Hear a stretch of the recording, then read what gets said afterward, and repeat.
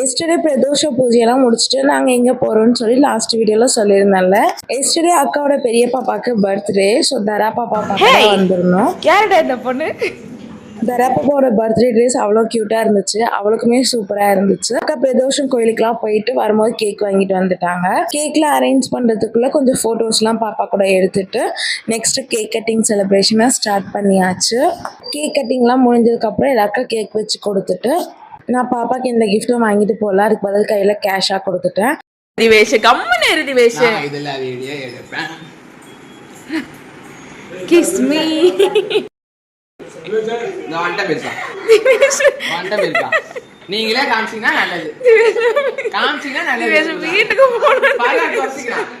எப்படியோ ஃபைனலாக என் முகத்தில் க்ரீம் ஆப்பிட்டான். நானும் அவனை ரிவெஞ்ச் எடுக்காமல் விட மாட்டேன்னு சொல்லி க்ரீமை பூசி விட்டுட்டேன். நைட் டின்னருக்கு வெளியே ஹோட்டலில் வந்து சாப்பிட்டுட்டு இந்த விளாக் அப்படியே கம்ப்ளீட் பண்ணிக்கிறேன். உங்களுக்கு நான் போகிற விளாக்ஸ்லாம் பிடிச்சிருந்தா லைக் பண்ணுங்கள், மறக்காமல் சேனலுக்கு சப்ஸ்கிரைப் பண்ணி சப்போர்ட் பண்ணுங்கள். தேங்க்ஸ் ஃபார் வாட்சிங். பாய்.